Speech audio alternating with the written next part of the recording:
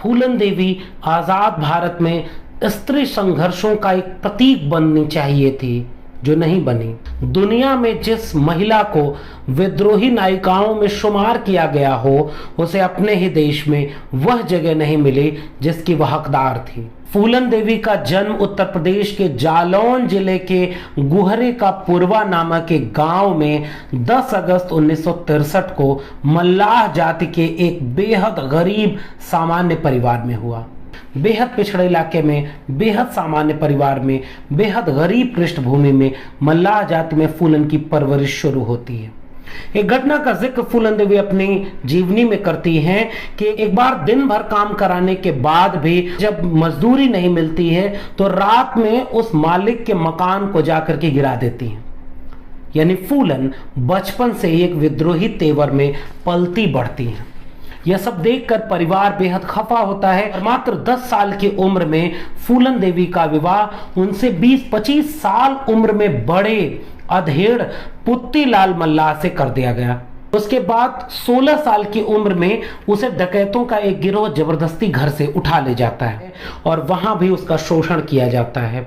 वहीं आपसी रंजिश में ठाकुर डाकुरों का एक गिरोह, जिसमें श्री राम ठाकुर और लाला ठाकुर ये लोग होते हैं, जो आपसी रंजिश में किसी पुरुष के हत्या का बदला लेने के लिए फूलन देवी को जबरदस्ती उठा ले आते हैं और बहमई गांव में कई दिनों तक दर्जनों लोगों द्वारा फूलन का बलात्कार किया जाता है। उसे नंगा पूरे गांव में घुमाया जाता है। फूलन अपने इंटरव्यू से लेकर के अपनी किताब में इस घटना को याद करते हुए सिहर जाती हैं और कहती हैं कि मैं पूरे गांव से मदद मांगती रही, लेकिन किसी गांव वाले ने मदद नहीं की और मेरा कई दिनों तक शोषण होता रहा। मैं बेहद बीमार और टूट चुकी थी। और उसके बाद फूलन वापस जब किसी तरह भागने में सफल होती हैं तो वह डाकुओं के गिरोह के साथ, विक्रम मल्लाह के साथ और नए तरह से अपने पूरे गिरोह को एकजुट करती हैं और अपने अन्याय, अत्याचार व शोषण का बदला लेने के लिए 14 फरवरी 1981 को बहमई गांव में आती हैं। कहा यह जाता है कि फूलन निर्दोष गांव वालों की हत्या कर देती है, जिसमें 22 लोग, 27 लोगों पर गोली चलती है, 21 या 22 लोगों की मौत हो जाती है। मगर जब फूलन देवी के अपने इंटरव्यू और अपनी किताबों को पढ़ेंगे तो आपको यह पता चलेगा कि यह तथ्य छुपाया गया कि फूलन देवी लगातार उन लोगों से यह पूछती हैं कि ये ठाकुर लाला राम और श्री राम कहां हैं? आप हमारी मुखबिरी करते हो तो हमें इनका पता बता दो जितने लोगों ने हमारा बलात्कार किया। और इसके बाद उस क्रोध में, उस गुस्से में फूलन जब ये कहती है कि आप नहीं बता रहे हो, आप क्यों उनका पक्ष ले रहे हो जो बलात्कारी हैं, डकैत हैं, जिन्होंने मेरी अस्मत लूटी है, मेरी इज्जत लूटी है।